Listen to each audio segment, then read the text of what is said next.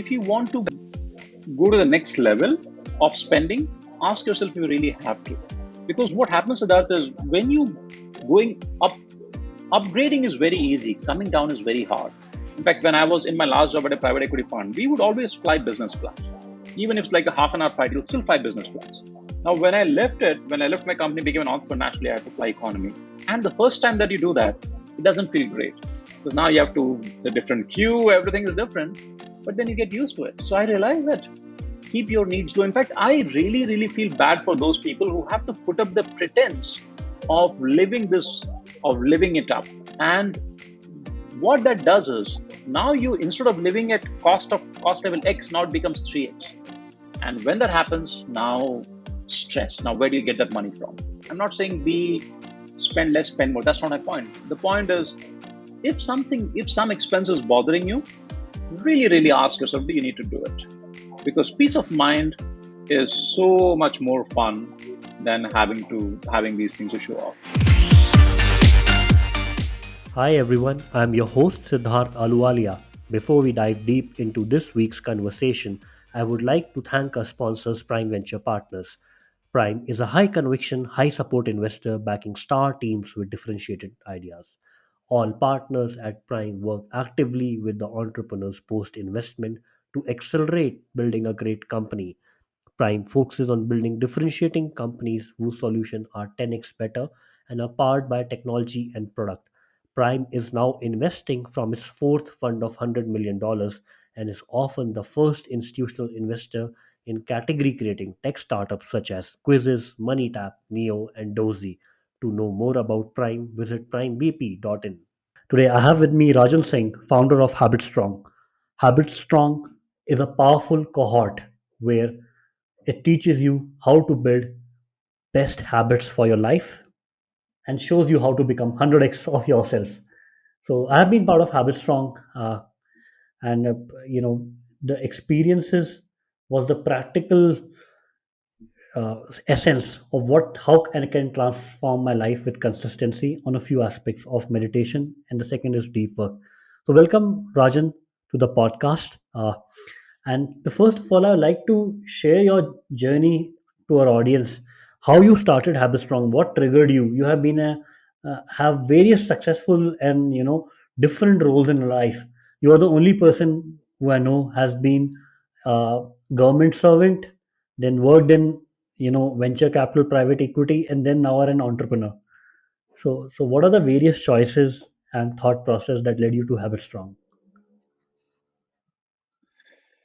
Um, so the journey to Habit Strong was a combination of two things. One was it was just my own personal life experiences and personal habits, and I saw over the years, especially in my own startup journey, going back a couple of years. As you can imagine, Siddharth, startup is a very it's not a predictable journey, and there are lots of ups and downs.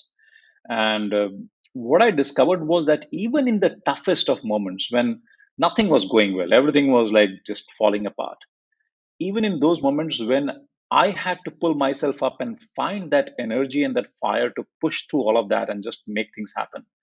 Um, the external world is what it is. You cannot change it. But I was looking for that something to really energize and charge me up every day. And I discovered that an early morning routine, regular workout, meditation, all these things, as simple as they sound, when done well, done consistently, and uh, done methodically, it changed everything. So I remember this was a couple of years ago, and in my startup, this was a previous startup, we were burning cash like left and right. It was not a good situation. And then one day I just said, okay, I'll set my alarm early, like I don't know, 4:30, 4:45, and I would be literally like the first person or first two, three people in the gym. Gym opens, and I'm right there, and get everything done by 7:38. I'm ready to attack the day. I know it sounds very bookish, but actually that it surprised me how impactful that was. And then as COVID happened and we had to close our previous startup, I was at that point. It struck me that ultimately what has helped me is building these great habits. And it's not easy. Building those habits is hard because naturally it takes a lot of energy and you have to be really driven. But if you can do it, there is nothing you cannot, the external world cannot give you that energy, that power. It has to come from inside, and there is a way to do it. So what I discovered was that yes, we can change our lives, we can change everything, and we can change it from inside. And if it worked for me, then why not we think of offering it as a product, so to say, to other people. So that was truly the starting point of Habit Strong. And it started initially not even as a startup. It was just an idea. We were experimenting. So I was running my previous startup, Concept Owl, and we started testing out these ideas. I put a video on YouTube and started doing a 5 a.m., like just a 10-minute connect every day live on YouTube. I did for like 100 days. And I found that people who were able to follow it, even that single connect every day, it made a massive difference to them. Again, none of it was easy, but it was very doable. So then we started offering these as programs, so to say. And we we ran the first few programs when the brand Habit Strong, even the name did not exist. So, but once we found that there was good product market fit, what we were offering, people were looking for it. Then we, at that point, we created Habit Strong. So it was in some sense a journey which came out of partly serendipity and partly just my own experiences. And I thought that those are things that we should offer to other people as well. And once that happened, so we built a program for digital de-addiction. We built one for morning routine, which you have been part of. We built one for deep work, one for focus learning. All these are, again, none of them, there's nothing very esoteric about them. They all sound pretty simple. But I believe that things that sound the simplest are often the most powerful and most overlooked. So we are trying to change that. And one last thought I want to share here is that a lot of things that we do, you will find those ideas out there. So it's not like we invented deep work or we told people about meditation or any of those things. People know, a lot of us know those things. The challenge is translating those from abstract ideas to something that you do day in and day out in your own personal life. That journey, that bridge from knowing something to doing something, that bridge is what Habit Strong is trying to build. So that's what we do here. Rajan, so these habits didn't, prevented the failure of your previous startup, but you were able to come back very strongly and start a new startup. So, can you share some frameworks on it? How were these habits able to pull you back? Because I have been an entrepreneur. Failing is a very Sure. lonely journey, right? You are crushed, defeated. Yeah, yeah, You question yourself before everybody questions you. absolutely. Yeah. So that what exactly what happened was when, like I said, we burned a lot of money, which is very, very unfortunate. And then COVID came, and at that point in my previous startup, I figured it wasn't. Um, we did not want to pursue it further given the COVID scenario. So literally, you can imagine, so that in 1 week, like the lockdown happens and it's practically over, literally, like one, no advance notice, like nobody had a chance to imagine. And I'm sure it was not just me, a lot of people faced that. So now what do you do? And I would love to say that, okay, at that point I was energized, and so let me go and do something else. That is not the case. In fact, I was feeling exactly like you said. I was feeling broken. I was feeling very, very, I don't know, it was a lot of things. I don't know what were the exact emotions, but it was a concoction of a lot of negative things. But then what I did was, I think one of my investors encouraged me. He said, "Look, we have this time. Just take this time to reflect. Take this time to read." And I did something truly simple, like nothing staggering. I downloaded a Pomodoro timer app on my laptop, and on my phone. I would just start the timer, 30 minutes, just sit and read a book, and then take a break, and then do it again. And then what happened was, as I started reading, as I started um, reflecting, this whole this whole anxiety that, oh my god, what will happen, our mind grabs those things. So there is a, I want to make a distinction between the problem as it exists in the real world and problem as we perceive in our mind. They are, we think they are the same, they're not the same. There is a filter. The filter is how do we perceive. So our perception changes the reality as in our head. And and yes, things were not going well. But then when paused and started reading stuff and started introspecting, I started getting these ideas. And one of the very simple ideas was that in this journey of reading books, I figured that when I was able to put aside all my worries and just do this focused reading and learning for a couple of hours a day, it changed everything. And if this worked for me, then why would it not work for somebody else? In fact, this was the root of one of our programs, focus learning program, what we call extreme focus learning. This was my experience, which which I flipped and made it into a program and we offered. So it all started, if I were to say, from two things: from focus, and second was from morning routine. And when these came together, then I was able to. I would not say I was digitally like highly addicted or anything, but at the same time, it was also not the case that I was totally in control. As you can imagine, Siddharth, the way the devices are stuck into our lives, and the way our day-to-day functioning is embedded into all these apps, it is very, very hard to extricate. In fact, I would not even recommend that. I'm not saying we should give up our phones or give up the apps, not at all, but finding a way to be mindful despite using technology, it's a very tough challenge. And through all the experiments, I was able to figure out that when I'm focused, when I have a strong morning routine to reset my day, when I'm able to get over my distractions and just stay on the goal, I'm able to accomplish in 2 months. In those 2 months, we built practically the core of everything we offer at HabitStrong. That's it, the first 2 months.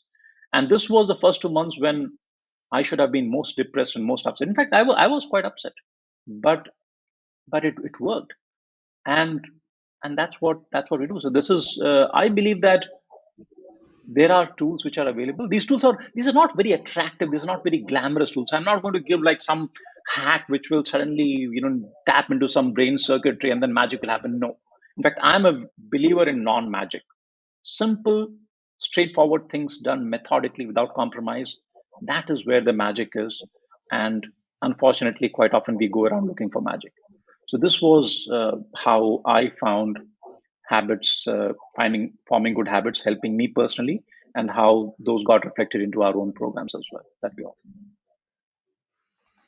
And Rajan, did you decide, your life choices? For example, becoming an IS officer, right?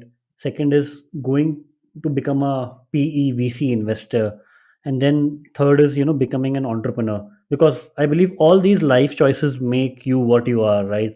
So at our toughest moments, when we are sitting idle in our failures or alone, we reflect back on these things, and sometimes they give us a lot of encouragement that you could do that, you could do this also. Even building habits is a very tough journey. I've been through it. It's So not yeah, easy. Yeah. yeah. None of it is easy. So there are two parts to the answer to this question. One is about the choices I made, why I made those choices. I would love to say that there was some deep underlying connecting thought, but honestly, there wasn't. It was more like using mathematical jargon, it was local optimization. So at that point, what I felt would be the best next step, I just took that. When I finished my undergraduate from IIT Kanpur, unfortunately, and this is truly unfortunate, I wish it was not the case, but I did not feel really connected with electrical engineering or what was taught to me. So I was looking for something else, and for some reason, maybe because in my family nobody was in business, so MBA and business world at that time it did not really resonate with me that much. So since I did not have those options, or at least did not want to pursue those options, I looked at what else, and um, government was sort of, my father was in the armed forces, so there's a little bit of you are a little more inclined towards that, and civil services what was I wouldn't say natural, but one of the good options, and I have no regrets. I think it was a for the first 5 to 6 years, I would say it was a truly amazing journey. So that was how I chose to join the IPS. But then after a couple of years, when I found that it wasn't that satisfactory, I did not want that past decision to determine the rest of my life. So that's one thing which I've been very firm about, very clear about, is that you make choices, but if you find that those choices are no longer serving you, don't let that sunk cost determine the rest of your life, because life is very, very, it's very precious. We just get this one shot. And while you should not be reckless, at the same time, you should not be so scared to step out and see what the world has to offer. So that's the reason why I quit the IPS and then MBA, McKinsey. Joining private equity was actually a very, that was I would say, very easy decision. I thought investing would be intellectually very challenging, and it is. So it was a great choice. I still, had I not been an entrepreneur, if I had to do a job, the job that I would love to do would be investing. So all those things I think were, so at least that choice wasn't hard. Becoming an entrepreneur was obviously a very tough choice, and I'm sure you must have experienced the same thing as well. Yeah. That was, I think, the hardest decision I've taken. Um, but yeah, in life you have to do hard things. So nobody has promised that things will be easy. Uh, it's just, life is just an opportunity. It's up to us what we make of it. But why did you keep on being an entrepreneur? Because you had taken such, good career paths. You could have become a VC again or whatever you wanted to be again. Right, Right? You choose to be an entrepreneur again right. even after failing. Yeah. So I I don't like quitting. I don't quit unless I feel that the path I'm pursuing is meaningless. If I found that being an entrepreneur at the core, entrepreneurship is not something that is for me, then I would have been happy to, I would have quit in a heartbeat and taken up a job. In fact, I had, over the years, many times, headhunters have reached out for some very interesting positions. Had I not been doing this, I would have certainly been tempted.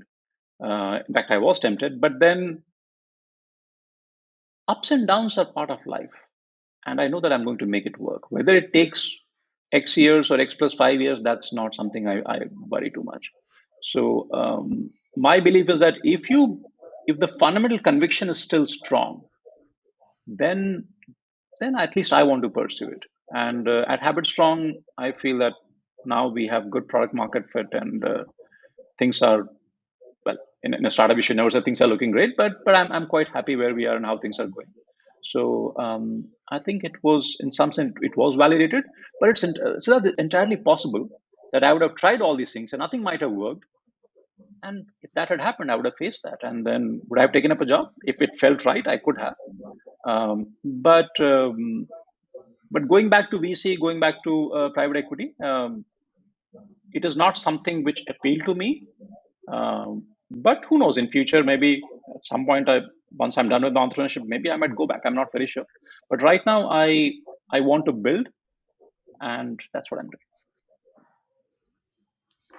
And Rajan, I believe the first month any person is able to get enough motivation from inside to go ahead for the first 30 days and 60 days to build those habits which you teach and which Right, you like make them practice and habit strong.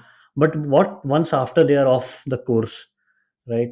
Uh, Regression to the mean is very easy, right? correct, A few ups and downs here, a few excuses here and there.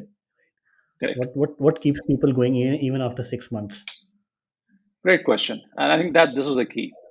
Um, the habits that I pursue, I don't pursue because somebody has asked me. Nobody, in fact, has asked me. I don't pursue because it looks good, or because it's a consensus that that is what you should do. None of that. The reason I pursue these habits is I find them rewarding. As simple as that. And I think that is the key. The key is that whatever habits you want to build, if you start reaping the rewards and if you start feeling that reward, then your mind will say, no, let's do that. Now the only challenge I see in habit formation is that it's like going up a hill and then coming down the hill. So the initial part of habit formation is like going up the hill. So it feels hard. But once you reach that point where now the intrinsic rewards, not the other rewards, not like, okay, when I do this, maybe because it's habit strong program, so those guys are going to call me up, or they will, or there is a structure around it. All those things are the initial. It's like when you learn cycling, you have this extra wheels just to help you. These are training wheels. uh, but the intrinsic reward has to come out. And I can say from my experience, regular working out, or regular, or let's say running medium to long distances, uh, I do it because I just love it. There's no other reason. It's not like I'm rationalizing saying, oh, you know what, this is good for me. It's good for me, it's incidental, but I enjoy it. Meditation again, it took me much longer than working out to get into the groove. But once you are able to do that, once you get better at it, once you sort of start understanding what the steps that are required and how do you go about concentrating your mind. Once your mind and body figures it out, it is it is just unbelievable. It's an experience which no amount of money, no luxury, nothing. You can buy the whole island, will not give any pleasure or any satisfaction, which you get from just being with your mind, just having that calm in your mind and your head, and feeling that fitness, feeling that when I finish a 10-kilometer run, um, the the euphoria and the energy that I feel, nothing in the world can actually give me something which is better than that.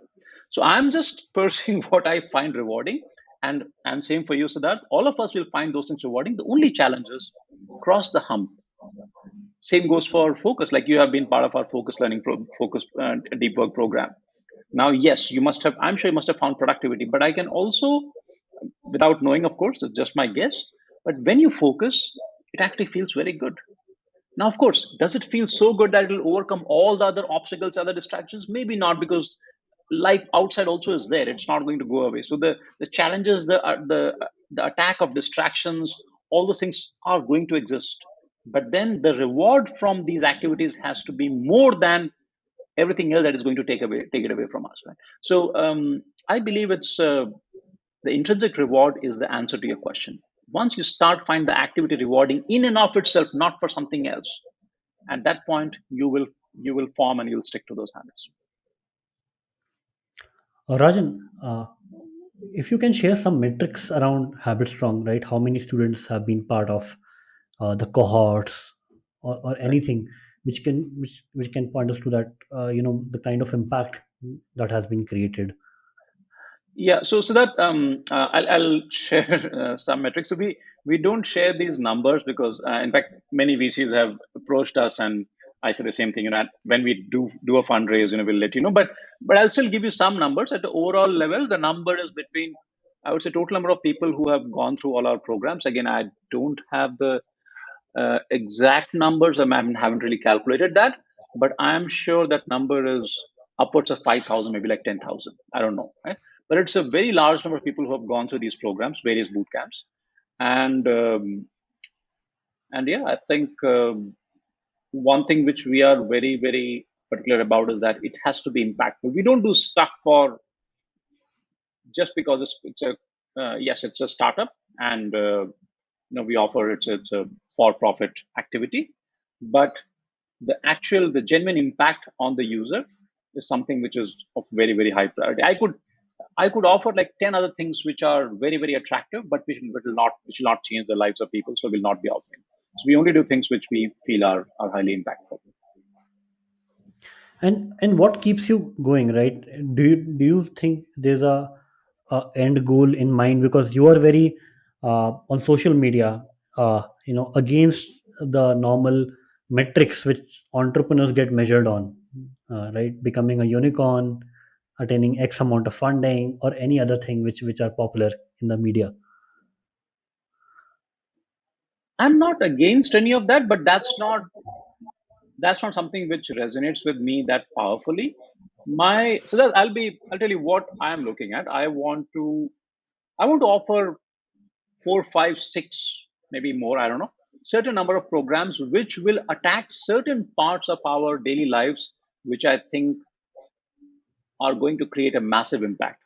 In other words, I'm seeing there are some things which are really coming the way of people living their life to the fullest. And it's not money, it's not external things. All those things are internal to us. And we are looking to create those programs which will solve for that. So, as an example, right now we are about to relaunch our digital de-addiction program, and I'm confident. Again, this is an entrepreneur's confidence, so we need data to validate that. But I'm confident that it'll be, if not the best, one of the best programs and the one most impactful programs in the area of digital de-addiction and digital detox. And I believe that that program, the world needs it. At least I believe they need it. A lot of people need it, because our devices are not going to let us be at peace. They are going to poke our focus bubble and destroy our focus like all the time. So while this unicorn, all those things, so that the way to think about that is, look, if Habit Strong requires some funding, will I not go to VCs? Of course, if I need it, I'll go there. But that's not my primary objective. I'm not looking at, okay, how can I get it to series A? And then how can I get it to series B? How can I get to series D? And for that, I have to, so the one, and I've been an investor, so I can think like that. I understand the thinking. Okay, if I need to get to series B, I need so much revenue. We need to show this kind of hockey stick growth. We need to show these metrics, whatever. So let's somehow let's get those numbers, go to that guy, and then promise them like something bigger. They'll go to the next guy. So it's like it's a show and tell. This showing part is something which does not really resonate with me. I'm not against it. I'm not somebody who's doing it. I'm just saying nothing. I'm not. There's nothing wrong with it. Just that that's not the way I want to run my startup. I want to do things which make sense. Number one. Number two, if sometimes that what happens is an investor may think, oh, you should be doing X. As an entrepreneur, I feel like no, I should not be doing X. Maybe by not doing it, I may take 6 months more to get to that growth level. That's okay. But if I do that, if I do something which is unsustainable, maybe the numbers might look good. Maybe I can go and raise one more round of funding, but that's not my objective. So I'm not against the conventional VC or growth paradigms. All I'm saying is that I'm I want to focus on underlying things which are more sustainable, which will create value. And in the process, if HabitStrong becomes really big, and I don't like the word unicorn, so I'll not use it, but let's say it becomes like a truly valuable company, I'm really happy. I would love to do that. But chasing a valuation and chasing that number and somehow making crazy plans, that's not that's not what I'm excited about. Even when I raise funding, i'm not I don't want to offer the moon to the next investor. Hey, we from here we can go here, we have just gotten started, this is because once I make that promise, what do I do next? I have to sell. When I have to sell, the problem with that is, if Siddharth is my customer and you have been my customer, my what's my goal? My first goal is Siddharth's life has to become better. If not selling to Siddharth is the right answer, I should not sell. If Siddharth says, in fact, there have been real examples when people have taken like 5, 6 programs, and we tell them, hey, you should drop out of that program. You should not do that program. In fact, Siddharth, if you remember the day one, whenever we had the orientation when you would Yeah. have joined, I'm pretty sure I would have told that, okay, this is the deal. If you don't like it, drop out. So I want to have that freedom to tell people like, you know what, this is a deal. If you're not ready, come later. That's okay. Drop out, no problem, which means I have to have the freedom to let go of revenue. I'm not saying throw away revenue, but let go of it when that's what it takes. So all I'm doing is prioritizing the right thing, which means I have to prioritize Siddharth and your well-being over my revenue. But the point is, your well-being is not the enemy of my revenue. If you do well, my revenue also will do well, but it may take more time, and I'm okay with it. So I am not against the conventional things, but I just want to pursue in a more grounded manner. And finally, one more thing is, I want to enjoy this journey. Look, everybody needs money to exist, but the amount of money we need, it's not so much that you have to own islands and buy ships and planes. I don't think that is required. I think we need certain amount of cash. We need certain amount of financial security. We can take care of our health. We can take care of our families. After that, it's all gravy. So, Rajan, how do you think of financial independence in your journey as an entrepreneur? Great question. I wish I'd thought more carefully and more about it. I did not. But the way, um, so there are a couple of ways in which we could interpret this question. One is, one could interpret it as, how much money do you need to be financially independent? Well, I don't want to. That's a debatable question. Some people will say 100x your or 50x your annual expense. I don't want to get into that. That's everybody can make that choice. But from a company point of view, the way I look at it is, the company should not the company should not make losses just for sake of growth, so you can show it to other investors and get more money and then show more growth and more losses. That's not something which appeals to me. So one thing which we are very particular about is, anything we do, it has to be sustainable, which means it has to be profitable. Need not be like skyrocketing, but it has to be profitable. And that brings in financial sustainability. And what I found, Siddharth, is when we take that approach as an entrepreneur, I find peace of mind. My team finds peace of mind, and we are all able to exist. We go about our lives without getting a panic attack. On the other hand, if we take the other route, okay, burn cash as much as not as much as possible, but as much as we need to for the sake of growth. There, you are a VC, so you probably know this already. As long as the going is good, there is no problem. If you do series A, B, C, D, E, money keeps coming, there is no issue. But you have one glitch, 2 quarters, your numbers don't go up, right? Then the nightmare starts. And God forbid if it goes down. And by the way, if you're running a startup, you will know nobody ever has a perfect curve. Everybody has ups and downs. So we want to avoid that kind of randomness. That's what we do. Got it. And what's financial independence to you as a person? Because you have made certain unconventional life choices, right? Which are very different. For Right. example, you relocated from Mumbai to Trivandrum, right? Right. Which gave you more independence, right? So if you can throw some light on these kind of choices and what does financial independence means for you with these kind of choices? Sure. Um, to me, financial independence, Siddharth, is to be able to pursue things that matter to you, and to not have to make serious compromises. Now, everybody has different preferences. So my personal lifestyle is, again, without getting into the details, but I don't have too many things which require a lot of money. The only thing is I enjoy eating, which again, like not fancy eating, like just good food, which is thankfully it's not super expensive. I don't have any craze that I should have these uh, 6 cars and BMW 7 Series, God knows, like whatever. Right? So those are. I'm not against any of that, by the way, but that's not my primary consideration. So if as long as I'm able to live comfortably, health and education of kids, that is well taken care of. I can take care of my parents well. Beyond that, I like keeping things pretty simple. Of course, if I'm traveling, I would obviously love to stay in a comfortable place, etc. But beyond that, I find that it doesn't really take that much money. The need to the felt need for crores or tens of crores or hundreds of crores, it comes when you start thinking of, okay, I am now like worth so many millions, then I need to now travel jet class or private jet or this or that. I need to have this. If you allow your needs to start expanding, they will expand indefinitely. There's no end to it. So what I have done is put some kind of boundary around my needs. So, like, if I have to buy clothes, I don't feel like buying too many clothes. I have some, and then I've, not that I've had bad wardrobe, but it's fine. It doesn't.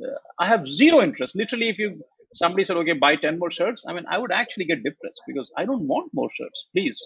In fact, my wife sometimes says, "Go and buy this shirt," and I truly get angry. Like, why buy more for what? I don't need it. So if we are able to somehow remind ourselves that what we need and what we want, though they are not the same, and focus more on the needs, you can actually figure out that you don't need that much money. At that point, financial independence becomes a hard number. So you sort of know from a balance sheet and cash flow point of view, how much do I need to have in bank, and how much do I need like monthly cash flow. And when those numbers are reasonable, you feel your anxiety level goes down. But one thing I do want to emphasize is that I truly value financial independence. So it's not when I say that, okay, I should not sound like I'm against anti-money or anything. Not at all. All I'm saying is, money. Think of this way: money is an insurance policy. If you don't have insurance, then something happens, you will be in deep trouble. So for peace of mind, you need money. But once you have one insurance, having 10 insurance policies will not make you happier, because one is the first insurance policy has already covered you. So its value goes up, and then it flattens out after some time. And after that, I think the, beyond that, whatever you earn, it's that's just a random number. It's not going to change your life. And Rajan, what is then happiness for you? Is it achieving some numbers in habit strong, maybe X number of lives impacted? Uh, is it a different metric, or is it just the process of creating a company? Yeah. So, Siddharth, it's most likely, well, most certainly, it is not the number of people impacted, because that number is arbitrary. I can be at 1 lakh and I'll say, 1 million is a good number. and I can be at a million and still say like a crore. So that won't. There is no end to it. What I find most conducive for my happiness is I'm able to do things which make sense, and I'm able to avoid doing things which do not make sense. So if I don't feel that advertising and getting 1,000 more customers for X is the right thing to do, I have the option to not do that, and very often I don't do those things. So the ability to step back from what is not enriching your life, or what is not meaningful, that is one. Second thing which I truly enjoy is when I find that okay, you've created something which actually works. So we had this digital detox program which we have not been running for a year now. We are restarting that in a different format. Um, so I thought through, I did a lot of research and put together the program. And when people go through that program, and after that, when you hear their feedback and they say, "Oh wow, my from using 8 or 9 hours of WhatsApp and other things, now I've come down to like half an hour, and I have so much free time. I'm feeling so much better about my life." When I hear people say those things, and then I think that okay, we create this whole structure, and that thing has something has come together, and it has clicked, and it is making an impact. That is actually, that is very joyful. So part of happiness comes from those things, and I said other part of happiness comes from just leading a sane lifestyle, like my morning run, my daily meditation, um, just not having to do like 10 calls a day, not having to do random meetings, not wasting my time on things which don't matter. Every week I will not have more than one or two external calls. Like that's it, I'm done. And I truly relish being able to keep my time and my attention for things that matter. So that for me, happiness is giving your time and attention to things that make sense, and not having to do stuff which is not meaningful for you. So thanks for sharing that, Rajan. And uh, your different, life choices and convergences. For example, choosing to be an entrepreneur after uh, continuing it for such a long period of time, changing cities, and you mentioned on your LinkedIn post that you're happy with the kind of lifestyle you live. Let's say, for example, a 10-year-old car, right? Uh, how do you drive simplicity in your life? That is one important thing which I personally want to learn, because simplicity is difficult. Simplicity is difficult. Simplicity comes from two things, Siddharth. One is elimination. So what you don't require, uh, like don't keep it. I wish I could do a lot more of it, but I don't have time. So as an example, in your cupboard, like your wardrobe, if you have a lot of stuff and some of the stuff you have never opened, uh, like maybe just give it to somebody. So one is just elimination, not having things. I'll give you one interesting example. Okay, so when I went for my MBA to Wharton, we took an apartment in Philadelphia, and we did not have any furniture. And this particular apartment, they had this carpeted floor, and carpet was like very, it was very nice and soft. So it was almost like it was cushioned, right? So very comfortable to sit on. And because I was lazy and I didn't really care about the furniture, for almost I think the first year, most of the first year, we had zero furniture, literally zero. Okay, okay, maybe we had a table. I think yeah, we had a dining table and four chairs. That's it. Nothing else. No bed, no sofa, no cushion, no futon, nothing. Like that's it. And and I loved that house. But later on, we we went and bought a sofa and this and that, and now it was maybe more furnished, but I enjoyed it less. So I wanted that simplicity. So one is eliminate things that we don't have. Second is again, I'm not saying I'm good at it. Maybe when I have more money, I'll probably start expanding. But try to, if you want to go to the next level of spending, ask yourself if you really have to. Because what happens to that is when you going up, upgrading is very easy, coming down is very hard. In fact, when I was in my last job at a private equity fund, we would always fly business class. Even if it's like a half an hour flight, you'll still fly business class. Now, when I left my company, became an entrepreneur, naturally, I had to fly economy. And the first time that you do that, it doesn't feel great because now you have to, it's a different queue, everything is different, but then you get used to it. So I realized that keep your needs low. In fact, I really, really feel bad for those people who have to put up the pretense of living this, of living it up. So I'm guessing all these people who are into modeling or acting, or those professions where you have to portray yourself as a larger than life thing, they can't. Even if you're like, I'm guessing, you're not a big actor. You, if you fly, you probably want people to see that you're trying flying business class because you are so visible. And what that does is, now you, instead of living at cost level X, now it becomes 3x. And when that happens, now stress. Now, where do you get that money from? Because, so the way to think about that, Siddharth, is it starts with like caring less about what people think, caring more about what would give me peace of mind. Yes, if I had like a bigger car, people would look at my car more. But if in the process I am worried about, oh, EMI kahan se aayega?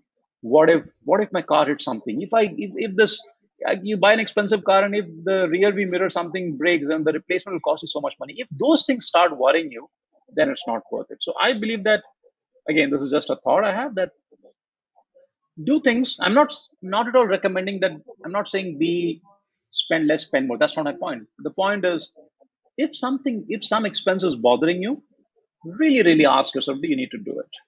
Because peace of mind is so much more fun than having these things to show off. And at the end of the day, so that, like I mentioned in the LinkedIn post as well, nobody really truly cares about what you do and what I do. Everybody cares about themselves. So if I'm driving an old car or whatever, that's fine. If you don't like, someone doesn't like it, it's fine. And by the way, if somebody can afford and to buy a good car, if you want to, by all means do that. But don't do it for sake of somebody, for sake of impressing people, and having to do that by, and having to worry about where the money will come from. That is the wrong decision. If you have ample money, of course, use it the way you want. Thank you so much, Rajan. This conversation has been very insightful, and I would have loved to continue more, but just for the interest of time, would Sure. want to keep it short. Thank you again, and thanks for being on the 100x Entrepreneur podcast. Thank you, Siddharth, and I'm glad to be here. Thank you very much. Best of luck.